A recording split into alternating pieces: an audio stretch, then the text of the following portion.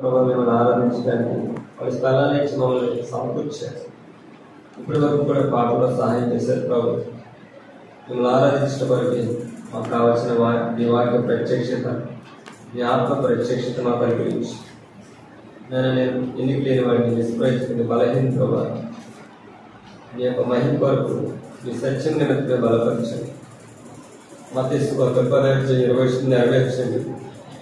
ఈ మాట నా నోటిలోంచి మీ చేతి నీళ్ళ నన్ను కాపాడి ఏడ్చికేరి గ్రంథం 2 మాకు 2 వచనాలు నెరవేర్చండి. ప్రభా ఈ పరిచర్య మీ కృప కోరుకుంటుంది. ఏదైతే 2-3 నామం ఎక్కడ కూడింటారు మరి మంచి ఉంటారు. మీరే ఈ పరిచర్యకి సంఘానికి శిరస్సుకుంది, సంరక్షకుడు మీరే పోషించినారు. మిమ్మల్ని ఆత్మతో సత్యంతో ఆరాధించడానికి సహాయం చేయండి. ప్రభా మీ కృప కోరుకుంటుంది. కీర్తన గ్రంథం 67 మొదటి 2 వచనాలు నెరవేర్చండి. అలాగే ప్రభా కీర్తన గ్రంథం 79 9 వచనాలు నెరవేర్చండి. మమ్మల్ని అందరినీ కూడా మీ రక్తంతో కడిగి పవిత్రపరచండి. యథార్థంగా ఆత్మతో సత్యంతో ఆరాధించండి. మీరు మాకు సహాయం చేయండి. వచ్చిన ప్రతి కుటుంబాన్ని జ్ఞాపకం చేసుకోండి. ఇంకా రాలేని వారిని కూడా జ్ఞాపకం చేసుకోండి. వాళ్ళు సిద్ధపరుస్తున్న వారు కూడా మీ కృపతో జ్ఞాపకం చేసుకోండి. ఇదని జరిగే ప్రతి పరిచయం కూడా ప్రభావ నీకు మహిమ కలిగినట్టు, సగానికి క్షేమం అభివృద్ధి కలిగినట్టు అని విషయంలో సహాయం చేయండి. మాకు ఇచ్చిన ఈ సమయాన్ని బట్టి కృతజ్ఞత తెలియజేయండి. మరొకసారి ప్రభావం నేను బలహీని మీరే జ్ఞాపకం చేసుకుని నీ కృప చేత జ్ఞాపకం చేసుకుని ప్రభు యేసుక్రీస్తు వారి శ్రేష్ఠమైన నామములో ప్రార్థించి సహాయం కొరపడుచున్నాం తండ్రి. ఆమేన్.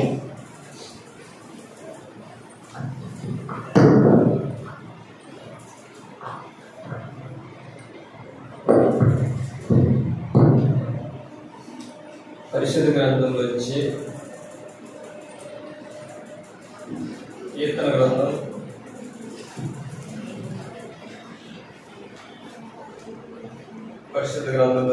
10 వాక్యం చదువుకున్నాం. కీర్తన గ్రంథం 147 5 వచనం జ్ఞాపకం చేస్తుంది. పరిశుద్ధ గ్రంథంలో వచ్చి కీర్తన గ్రంథం 147 5 వచనం. మన ప్రభు గొప్పవాడు, ఆయన అధిక శక్తి గలవాడు, ఆయన జ్ఞానమునకు మితి లేదు.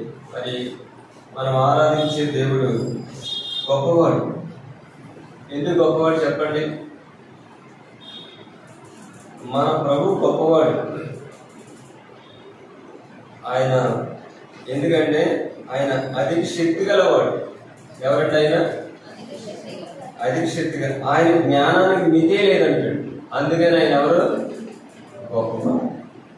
మన ప్రభు గొప్పవాడు. నువ్వు ఆరాధించే దేవుడు గొప్పవాడు. అందుకే భక్తుడైన దావీదు ఒక మాట అంటే ఆయన కీర్తన గ్రంథం 135 5 వచనం చదవండి.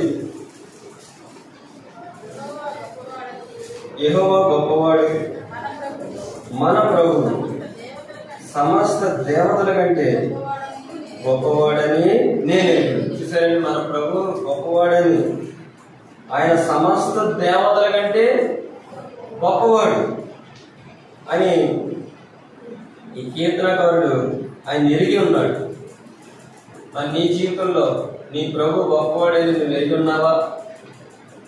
ఆయన ఏమంటున్నాడంటే సమస్త దేవతల కంటే ఆయన గొప్పవాడని ఎరిగి ఉన్నాడు. దేవతల కంటే గొప్పవాడు. ఎందుకు గొప్పవాడంటే అక్కడ ఒక మాట చూడండి 6వ వచనం. ఆకాశం అందును, భూమి అందును, సముద్రముల అందును, మహాసముద్రములన్నిటి అందును ఆయన తనకిష్టమైన అంతయు జరిగించేవాడు. చూసారండి, ఆకాశమందు, భూమి యందు, సముద్రములందు, మహాసముద్రములందు ఆయన తనకిష్టమైన అంతయు జరిగిస్తాడు. ఆయన సమస్త దేవతల కంటే గొప్పవాడు.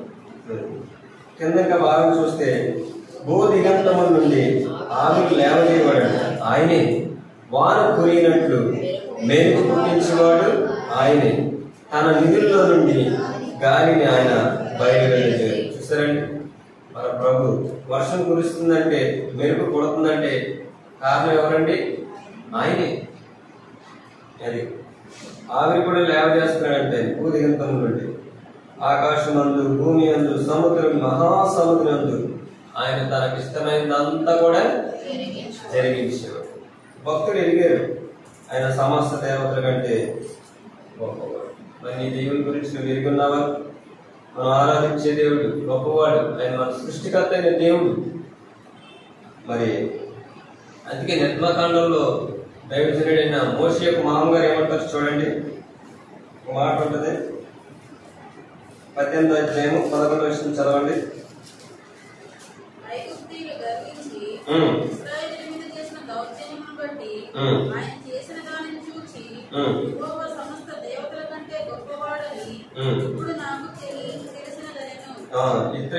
అదే దైవజనుడైన మోషే మామగారు ఏమంటున్నారండి? నిర్గమకాండం చదవండి 18వ అధ్యాయము 11వ వచనం ఏమంటున్నాడంటే, ఐగుప్తులు గెలిపించి ఇశ్రాయేలులో చేసిన దౌర్జన్యం బట్టి ఆయన చేసిన దాన్ని చూసి యెహోవా సమస్త దేవతల కంటే గొప్పవాడు. సమస్త దేవతల కంటే గొప్పవాడు. ఎందుకు గొప్పవాడు అంటే 10వ వచనం చదవండి. మరియు ఇత్రో ఐగుప్తుల చేతుల నుండి, ఫరో చేతుల నుండి మిమ్మల్ని విడిపించండి. ఎక్కడి నుంచి విడిపించాడండి ఆయన? ఫరో అధికారంలో నుండి, దాసత్వంలో నుండి, ఆ శ్రమల నుంచి ప్రాణం విసిగించేస్తున్నారండి. అటువంటి ఆ స్థలంలో నుండి ప్రభు ఏం చేశాడండి? విడిపించి ఐగుప్తుల చేతి క్రింద నుండి ఈ ప్రజలను విడిపించిన యెహోవా స్తుతింపబడాడు. అందుకని ఆయన ఎవరో గొప్పవాడు. దేవతలకు ఏం చేశాడైనా చెప్పండి, చదవండి. నిర్గమకాండం 12వ అధ్యాయం 12వ వచనం. 12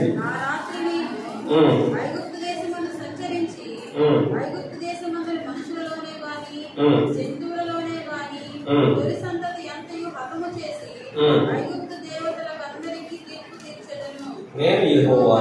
చూసారండి అక్కడ ఏం చేశాడు ప్రభు? సమస్త దేవత కంటే ఎందుకు గొప్పవాడంటే ఆయన ఆ దేవతకు తీర్పు ఇచ్చాడు.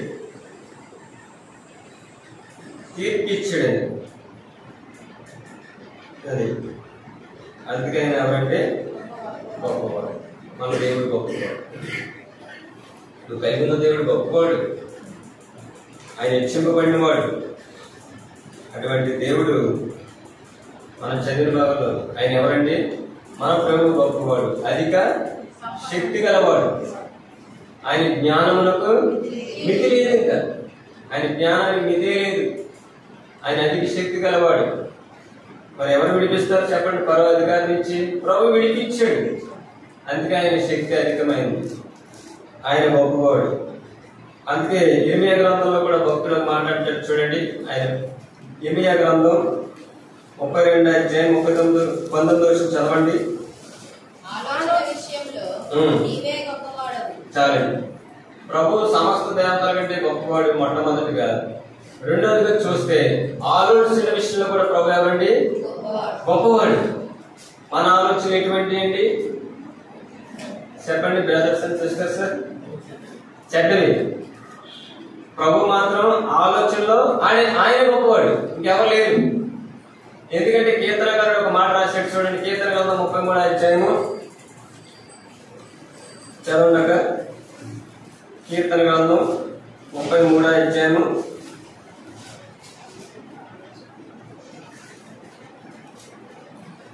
11వ వచనం.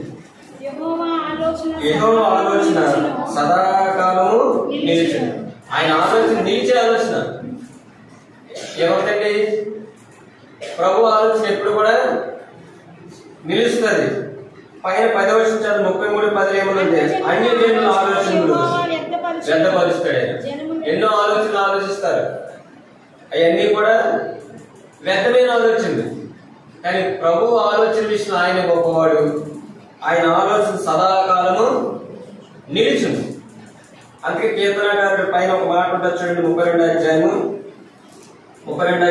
8వ వచనంలో ఒక మాట, నీకు ఉపదేశం చేసేదను, నువ్వు నడవలసిన మార్గం నీకు బోధించు, నీ మీద దృష్టి ఉంచి నీకు ఆలోచన చెప్పేది. ప్రభు ఏం చేస్తాడండి? ఆలోచన చెప్తాడు. ఆయన ఆలోచన విషయంలో గొప్పవాడు. మన ఆలోచనలన్నీ చెడ్డే. ఎందుకంటే మన ఆలోచన వ్యర్థమైనవి. దేవుడి ఆలోచన ఎటువంటిదండి? సదాకాలం చేస్తుంది. ఆలోచన విషయంలో ఆయన గొప్పవాడు. అందుకే ఆలోచన కలిగి ఉన్న వ్యక్తి ఒక మాట అంటాడు చూడండి, కీర్తన గ్రంథం 73:24 చదవండి. నీ ఆలోచన చేత నన్ను నడిపించేదవు. చాలు, నీ ఆలోచన చేత నన్ను నడిపించేదవు. చాలండి. అక్కడ నడిపించిన తర్వాత ఎక్కడికి వెళ్తాడు? తరువాత మహిమలో నీవు నన్ను అది చూసారండి. భూమి మీద దేవుడు ఆలోచన సదాకాలం నుంచి ఆలోచన, ఆయన ఆలోచన గొప్పది. ఆ ఆలోచన చేత దేవుడు ఏం చేస్తాడు? నీ మీద దృష్టించి నీకు ఆలోచన చెప్పేది. ఆ ఆలోచన చెప్తే ఇక్కడ ఆ మాట ఉంది, ఏముందంటే చదవక మళ్ళీ ఆ మాట, నీ ఆలోచన చేత నన్ను నడిపించేదవు. తరువాత మహిమలో నీవు నన్ను చేర్చుకుందువు. చాలు, ప్రభు చేర్చుకుంటాడంట. నీ ఆలోచన చేత నన్ను నడిపించేదవు, తర్వాత మహిమలో నీవు నన్ను చేర్చుకుంది. అందుకే మన ప్రభు ఎవరండి? సమస్త దేవతల కంటే గొప్పవాడు. ఆలోచనలో ఎవరండి? ఆలోచనలో కూడా గొప్పవాడే. మరి అందుకే మనం ఏం చేయాలంటే ఆ గొప్పవాడిని ఆరాధించడానికి ఈ దినాన్ని సమకూర్చబడ్డారు. ఒక మాట ఉంటుంది చూడండి, పరిశుద్ధ గ్రంథంలోంచి మత్తయి సువార్త 12వ అధ్యాయము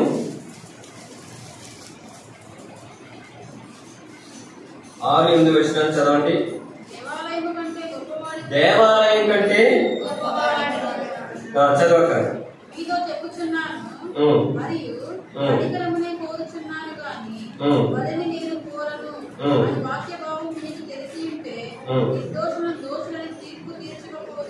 చాలండి. ప్రభు ఏమైనాడంటే దేవాలయం కంటే గొప్పవాడు. కింద ఒక మాట ఉంటది 8వ వచనం, కాగా మనిషి కుమారుడు విశ్రాంతి దినమునకు ప్రభు ఉన్నాడంట. ఆయన దినానికే ప్రభు. ఈ దినాల్లో చూడండి పరిస్థితులు ఎలా మారిపోయినాయి చెప్పండి. ఆ గొప్పవాడిని పక్కన పెట్టేశారు, దేవాలయంలో అలంకరిస్తున్నారు. ఈ దినాలు ఎలా ఉంది చెప్పండి? డిసెంబర్ మాసంలో కానీ గొప్పవాడేమో పక్కన పెడుతున్నారు, దేవాలయం లైటింగ్ పెట్టి అవి పెట్టి స్టార్లు పెట్టి ఇవి పెట్టి ఇవి పెట్టి ఏం చేస్తున్నారు చెప్పాలి. ఇక్కడ ప్రభు చెప్పాడు దేవాలయం కంటే గొప్పవాడు ఇక్కడ ఉన్నాడు. ఆయన ప్రభు. 8వ వచనంలో కూడా మాట ఉంది, కాగా మనిషి కుమారుడు విశ్రాంతి దినమునకు ప్రభు ఉన్నాడంటండి. విశ్రాంతి దినానికి కూడా ఆయన ఎవరో? రాసుడు ఎక్కువ, ప్రభు ఎక్కువ. ప్రభు ఎక్కువ. మన ప్రభు గొప్పవాడు కాబట్టి ఆయన విశ్రాంతి దినానికి కూడా ప్రభు ఉన్నాడు. దేవాలయం కంటే గొప్పవాడు. ఈ దినాల్లో రోజుల్లో గొప్ప చేస్తారు, దేవాలయం గొప్ప చేస్తారు, ప్రభుని మాత్రం చెప్పండి తగ్గించేస్తారు. కానీ మన ప్రభుని గొప్ప చేయాలి. ఈ సమయంలో అందుకే ఒక మాట అంటారు చూడండి, మత్తయి సువార్త 12వ అధ్యాయము 47వ వచనం, నిన్నే వారు యోనా ప్రకటన విని మారు మనసు పొందిరి కనుక విమర్శ సమయమున నినివే వారు ఈ తరము వారితో నిలవబడి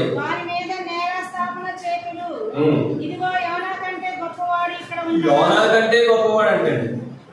మన ప్రభు ఎవరండి? యోనా కంటే గొప్పవాడు. ఎందుకు యోనా కంటే గొప్పవాడు చెప్పండి? యోనా ఒక ప్రవక్త. యోనా దేవుని మాటకి అవిధేయత చూపించి ఎక్కడికి పారిపోయాడండి? నినివేకి వెళ్ళమంటే ఎక్కడికి వెళ్ళిపోయాడు? తర్షీషుకి వెళ్ళిపోయాడు. దేవుని మాట వినలా, అవిధేయత కలిగి పారిపోతున్నాడు. అయితే యేసు ప్రభు వారు యోనా కంటే గొప్పవాడు. ఎందుకంటే ఆయన విధేయత కలిగిన వాడు. తండ్రి యొక్క మాటకి విధేయత చూపించాడు.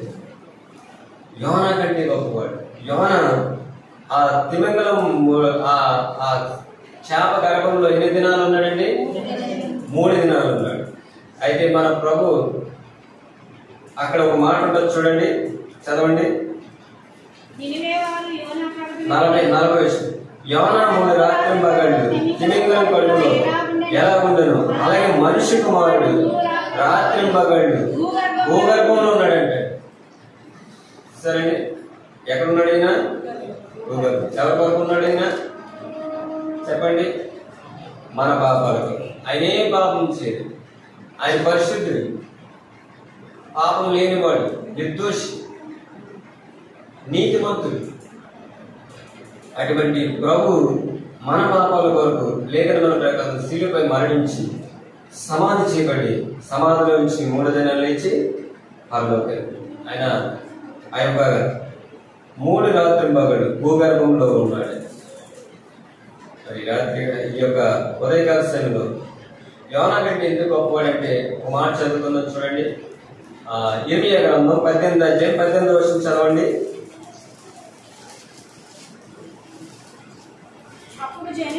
అప్పుడు జనులు ఇర్మియా విషయమై యుక్తిగల యోచన చేతము రండి, యాజకుడు ధర్మశాస్త్రము వినిపించక మానడు, జ్ఞాని యోచన లేకుండా నుండడు, ప్రవక్త వాక్యము చెప్పక మానడు. చాలు. యోనా కంటే ఎందుకు గొప్పవాడంటే ప్రవక్త ఏం చెప్తాడండి? వాక్యం చెప్తాడు. అంటే ప్రవక్త కంటే ఎవరు గొప్పవాడు? ఎందుకంటే ఆయనే వాక్యం, ఆయనే దేవుడు. ఈ ప్రవక్త ఏం చేస్తాడంటే ఆ వాక్యాన్ని చెప్తాడు. ఆ వాక్యం ఎవరు? యేసు ప్రభు. ఈ యోనా కంటే గొప్పవాడు ఎవరంటే ప్రభు యేసు క్రీస్తు. ఆయన గొప్పవాడు. మనం చదివిన మత్తయి 12 ఒక మాట ఉంటుంది చూడండి. ఆయన సొలొమోను కంటే గొప్పవాడు అంట. చూడండి, ఆ మాట ఉంటుంది 42వ వచనం. విమర్శ సమయమున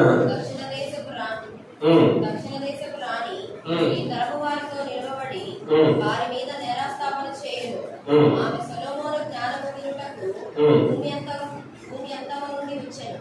ఇదిగో సొలొమోను కంటే గొప్పవాడు ఇక్కడ ఉన్నాడు. చాలు. సొలొమోను కంటే గొప్పవాడు, యోనా కంటే గొప్పవాడు, దేవాలయం కంటే గొప్పవాడు, విశ్రాంతి దినము కంటే గొప్పవాడు, సమస్త దేవతల కంటే గొప్పవాడు, అన్ని జనుల ఆలోచన కంటే గొప్పవాడు. ఆ గొప్పవాడు ప్రభు అధిక శక్తి గలవాడు. ఎవరండి ఆయన? ఆయన ఆకాశమందును భూమి అందును సముద్రం మీద మహాసముద్రం ఎందు ఆయన తనకి ఇష్టమైనదంతా కూడా జరిగించేవాడు ఆయన. అందుకే సొలొమోను కంటే గొప్పవాడు అంటాడు.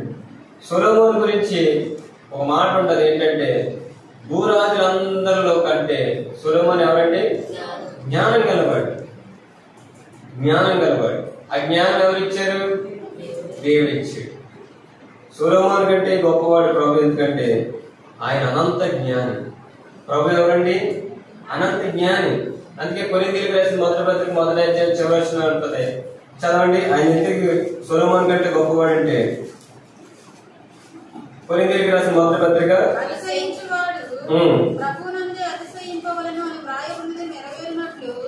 దేవుని మూలముగా ఆయన మనకు జ్ఞానమును నీతియు పరిశుద్ధతయు విమోచనము నాయను. చాలు.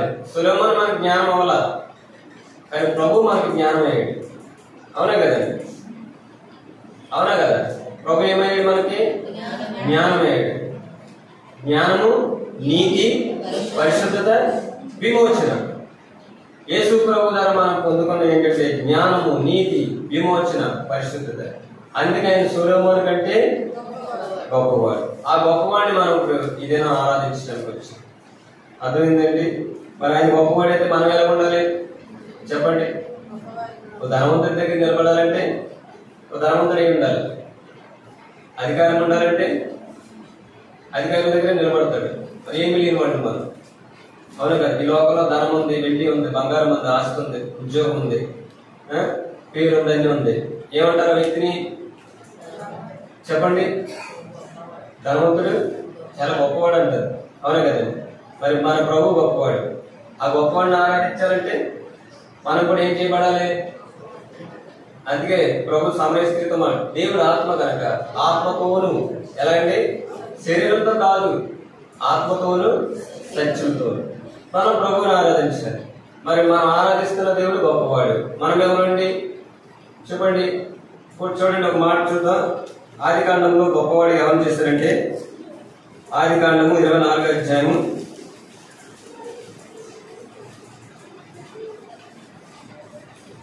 ఆదికాండము 24వ అధ్యాయము. ఇక్కడ ఎలీయెజరు తన యజమాని గురించి ఒక మాట అంటాడు. చదవండి 35వ వచనం. 34, 35 చదవండి.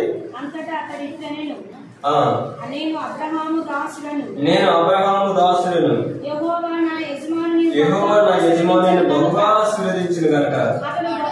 చాలు. అతడు ఎవరండి? అబ్రహాము. అదే అబ్రహాము గొప్పవాడు అవడానికి కారణం ఏంటంటే దేవుడు ఆశీర్వదించాడు, ప్రభు ఆశీర్వదించాడు. ఎలీయెజరు చెప్తున్నాడు ఆ యజమానుడి గురించి. ఏమన్నాడు? నేను అబ్రహాము దాసులను, నా యజమానుడిని బహుగా ఆశీర్వదించును కనుక అతడు గొప్పవాడయ్యాడు. అదే మాట ఇస్సాకు గురించి కూడా చూడండి. ఆదికాండము 26వ అధ్యాయము 12వ వచనం. ఇస్సాకు ఆ దేశమందున్న వాడే విత్తనం వేసి ఆ సంవత్సరము నూరంతల ఫలము యెహోవా అతన్ని ఆశీర్వదించును కనుక ఆ మనుషుడు గొప్పవాడు. చూసారండి, అబ్రహాము గొప్పవాడయ్యాడు. ఎందుకని? ఆశీర్వాదం బట్టి. ఇస్సాకు గొప్పవాడయ్యాడు. ఎందుకని? ప్రభు ఆశీర్వదించాడు కదా. అలాగే మోషే గురించి కూడా ఒక మాట ఉంటుంది చూడండి. నిర్గమాకాండం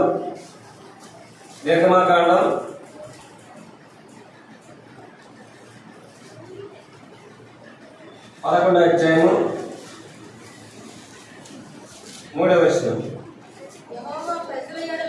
యెహోవా ప్రజల యెడల ఐగుప్తుల కటాక్షం కలుగజేసింది. అదిగాక ఐగుప్తు దేశంలో మోషే అనే మనుషుడు ఫరో సేవకుల దృష్టికి, ప్రజల దృష్టికి. చూసారండి, ఈయన కూడా గొప్పవాడయ్యాడు. ఎందుకంటే దేవుడు మోషేకు తోడే ఉన్నాడు. దేవుడు ఎవరికి తోడుగా ఉన్నాడండి? దేవుడు మోషేకు తోడుగా ఉన్నాడు. అందుకని ఆయన ఏమైపోయాడు? గొప్పవాడే. అబ్రహాం గొప్పవాడే, ఆశీర్వదింపబడ్డాడు. ఇస్సాకు ఆశీర్వదింపబడ్డాడు, గొప్పవాడే. మరి మన సంగతి ఏంటి చెప్పండి? మన సంగతి ఏంటి? అందుకే యోహాను రాసిన మొదటి పత్రికలో మాట్లాడతారు చూడండి. లోకం ఎక్కడ ఉందంటండి? యోహాను రాసిన మొదటి పత్రిక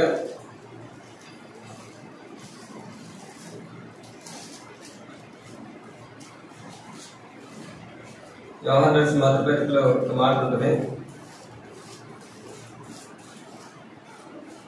5వ అధ్యాయం 19వ వచనం.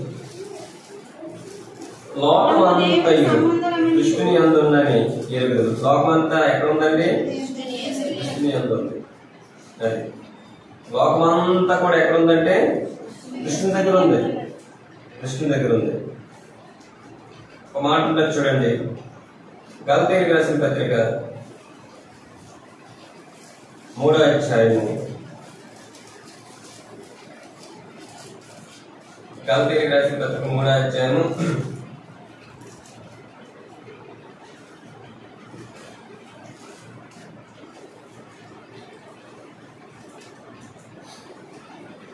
12వ వచనం చదవండి. ధర్మశాస్త్రము విశ్వాస సంబంధమైనది కాదు గాని దాని విధులను ఆచరించువాడు వాటి వలననే జీవించును. ఆత్మను కూర్చిన వాగ్దానము విశ్వాసము వలన మనకు లభించినట్లు అబ్రహాము పొందిన ఆశీర్వచనము క్రీస్తు యేసు ద్వారా అన్యజనులకు కలుగుటకై క్రీస్తు మన కోసము శాపమై మనలను ధర్మశాస్త్రం యొక్క శాపము నుండి విమోచించెను. ఇక్కడ అపోస్తలుడైన పౌలు గారు గలతీయులకు రాసిన పత్రికలో ఏమంటాడంటే, అబ్రహాము పొందిన ఆశీర్వచనం క్రీస్తు యేసు ద్వారా అన్యజనులైన మనకు కలగడానికి ఆయన ఏం చేశాడంటే, క్రీస్తు మన కోసం శాపమై మనం ధర్మశాస్త్రపు శాపము నుండి విమోచించింది. పైన ఒక మాట ఉంటుంది చూడండి. 8వ వచనంలోనే ఒక మాట ఉంటది. దేవుని విశ్వాస మూలముగా అన్యజనులను నీతిమంతులుగా తీర్చునని లేఖనము ముందుగా చూచి నీ యందు అన్యజనులందరూ ఆశీర్వదింపబడుదురు అని అబ్రహామునకు సువార్తను ముందుగా ప్రకటించాడు. సువార్త ముందుగానే అబ్రహాం దేవుడు ప్రకటించాడు. ఆ సువార్త ఎవరంటే ప్రభువైన యేసుక్రీస్తు. అబ్రహాం ఆశీర్వదింపబడ్డాడు, గొప్పవాడయ్యాడు. అన్యజనులైన మనల్ని కూడా ఆశీర్వదించాలని, మనల్ని కూడా గొప్పవారిగా చేయాలని ప్రభు ఈ లోకానికి వచ్చి ఏమైపోయాడు? మన కోసం శాపమైపోయాడు. శాపమై నిన్ను ఆశీర్వదిస్తే నువ్వేమవుతావు? గొప్పవాడు. దేవుడు గొప్పవాడే. సొలొమోను కంటేనే గొప్పవాడు అంట. సొలొమోను మనం నిలబడగలమండి? దేవతల దగ్గర మనం నిలబడగలమా? చెప్పండి. ఆలోచనలో నిలబడగలమా? ఏ విషయంలో నువ్వు గొప్ప చేసుకుంటావు చెప్పు. అయితే నేను గొప్పవాడిగా చేయడానికి ప్రభువైన యేసుక్రీస్తు వారు ఈ లోకానికి వచ్చి ఆయన గొప్పవాడైంది. ఆ గొప్పవాడు తగ్గించుకున్నాడు. ప్రభు ఏం చేసాడు? తను తాను తగ్గించుకున్నాడు. గొప్పవాడైంది.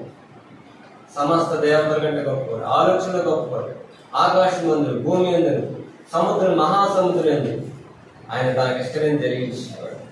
ఆ ప్రభు నిన్ను నన్ను కూడా గొప్పవాడిగా చేయడానికి నేను ఆనాడు అబ్రహాం పొందిన ఆశీర్వచనం మనం పొందుడు కొరకే ప్రభు ఈ లోకానికి ఎలాగొచ్చాడండి?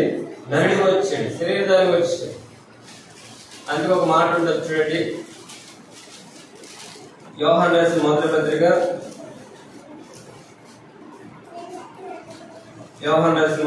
4వ అధ్యాయము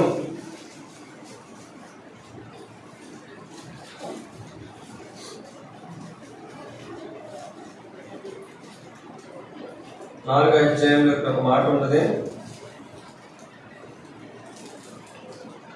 4వ వచనం, చిన్నపిల్లలారా మీరు దేవుని సంబంధులు, మీలో ఉన్నవాడు లోకంలో ఉన్నవాడి కంటే గొప్పవాడు. అని మనలో ఎవరున్నారండి? గొప్పవాడు ఉన్నాడు. లోకంలో ఎవరున్నారు? దుష్టుడు ఉన్నాడు. ఒకప్పుడు మనం దుష్ట సంబంధులు. కానీ ఇప్పుడు ఇక్కడ ఒక మాట ఉంది, చదవండి ఆ మాట మళ్ళా. చిన్నపిల్లలారా మీరు దేవుని సంబంధులు, మీలో ఉన్నవాడు లోకంలో ఉన్నవాడి కంటే గొప్పవాడు. సరే, మళ్ళీ ఎవరున్నారు చెప్పండి? ఎవరున్నారు? మనలో ఉన్నాడంటే ఆయన. కానీ లోకంలో బయట ఎవరున్నారు? అపవాది ఉన్నాడు. మీలో నాలో ఎవరున్నారంటే చెప్పాలి. ఎవరున్నారు? గొప్పవాడు. ఆయన సమస్త దేవతల కంటే గొప్పవాడు. అదేనానైతే ఆయన దేవతలకు కీర్తి ఇచ్చి ఆ ఐగుప్తు దేశం నుంచి, పరో అధికారం నుంచి, ఆ బానిసత్వం నుంచి ప్రభు ఇజ్రాయేల్ విడిపించాడు. ఆయన గొప్పవాడే ఎదిగి ఉన్నాడు ఆ భక్తుడు. మరి నిన్ను కూడా ఎక్కడి నుంచి విడిపించాడండి? పాపం నుండి విడిపించాడు, శాపం నుండి విడిపించాడు, దుష్టుడి నుంచి విడిపించాడు. దుష్టుడి నుంచి ఎవరు విడిపిస్తారు చెప్పండి? ఎవరు విడిపిస్తారు? ప్రభు ఎవరండి? అధిక శక్తి గలవాడు. ఆయన జ్ఞానములకు మితి లేదు. అటువంటి ప్రభు మనం విడిపించడానికి ప్రభు తాను తగ్గించుకుని లోకానికి వచ్చాడు. ఆయన హెచ్చింపబడిన వాడు, ఆయన గొప్పవాడు. ఆ గొప్పవాడు మన కొరకు ముఖం మీద ఉమ్మేయించుకున్నాడు, చెంపదములు కొట్టించుకున్నాడు, అవమానం పొందాడు. సొగసు లేకుండా, స్వరూపం లేకుండా మ్రాన్ మీద ఏమైపోయాడు ప్రభు? గొప్పవాడు ఎవరి దగ్గర నిలబడి? పిలాతు దగ్గర నిలబడ్డాడు. పిలాతు దేవతలకు తీర్చిచ్చిన ప్రభు పిలాతు చేత తీర్పు తీర్చబడ్డాడు. చూస్తారండి? ఎందుకని? నిన్ను నన్ను కూడా ఆశీర్వదించి ఆనాడు అబ్రహామును ఆశీర్వదించాడు.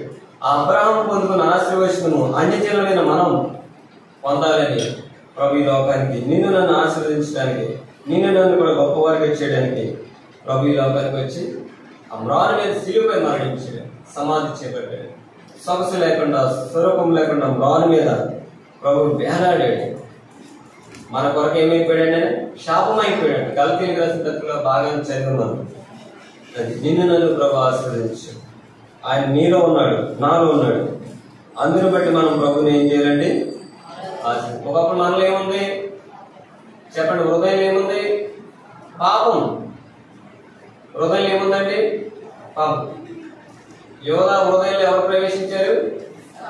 చదవండి మాట. యోహాను సువార్తలో ఉంటది. యోహాను సువార్తలో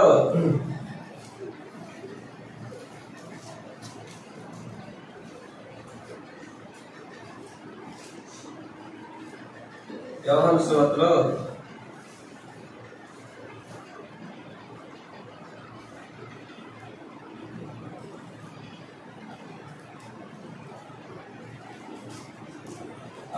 13వ అధ్యాయము 27వ వచనం. వాడు ఆ మొక్క పుచ్చుకొనగానే సాతాను వారిలో ప్రవేశించాడు. ఎవరు ప్రవేశించారు? సాతాను కూడా ఏం కావాలి? హృదయం కావాలి. దేవుడికి ఏం కావాలి? హృదయమే కావాలి. సాతానికి హృదయం కావాలి, దేవుడికి కూడా హృదయం కావాలి. వాడు ఆ ముక్కు పుచ్చుకొనగానే సాతాను వాళ్ళు ప్రవేశించు. మీరు ఎవరున్నారండి? నేను ఆశీర్వదించాలని ఎవరు వచ్చారు? చెప్పండి, ఎవరు వచ్చారు? ప్రభు వచ్చారు. చివరికి ఒక మాట చదువుకుని మనం ముగించుకుందాం. చూడండి, ఎఫెసీయులకు రాసిన పత్రిక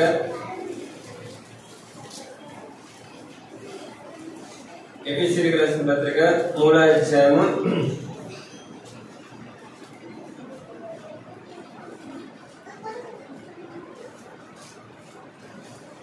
15-18 వచ్చిన కలిసి ఉంటాయి. 3వ అధ్యాయం చదవండి. మీరు అంతరంగ పురుషుని శక్తి కలిగి ఆయన ఆత్మ వల్ల బలపరచబడిన క్రీస్తు మీ హృదయంలో విశ్వాసం ద్వారా నివసించారు. ఎవరున్నారండి? విశ్వాసం ద్వారా హృదయంలో ఎవరున్నారు? ప్రభు ఉన్నాడు. ఒకప్పుడు నీ నా హృదయంలో పాపం ఉంది, మన అందరూ కూడా అపవాది సంబంధులు. అయితే ఇప్పుడు విశ్వాసం ద్వారా. ఎందుకని విశ్వాసం ద్వారా అంటే ఆయన లేఖనముల ప్రకారం మన పాపాల కొరకు మరణించాడు, సమాధి చేయబడ్డాడు. సమాధి నుంచి 3వ దినాలు లేచి పరలోకానికి వెళ్ళాడు. క్రీస్తు చేసిన మాట వల్ల మనకి ఏం కలుగుతుందండి? విశ్వాసం. ఆ విశ్వాసం ద్వారా ప్రభు ఎక్కడ ఉన్నాడు? ఇప్పుడు మనలో. అంతేగా, లోకంలో ఉన్నవాడి కంటే మీలో ఉన్నవాడు గొప్పవాడు. మన ప్రభు మనలో ఉన్నాడు. ఎవరైతే ప్రభుని కలిగి ఉంటారో ఆ గొప్పవాడిని ఆరాధిస్తారు. ఈ సమీరణ వాక్యాన్ని ఆధారం చేసుకుని ఆనాడు అబ్రహాం దేవుడు గొప్పవాడిగా చేశాడు, ఇస్సాకును గొప్పవాడిగా చేశాడు, మోషేని గొప్పవాడిగా చేశాడు. నిన్ను నన్ను కూడా ప్రభు ఏం చేశాడండి? గొప్పవాడిగా చేశాడు. మరి అందుకే మన ప్రభు సమస్త దేవతల కంటే గొప్పవాడు. మన ప్రభు గొప్పవాడు, అధిక శక్తి గలవాడు. అటువంటి ప్రభువుని మనం ఆరాధిద్దాం.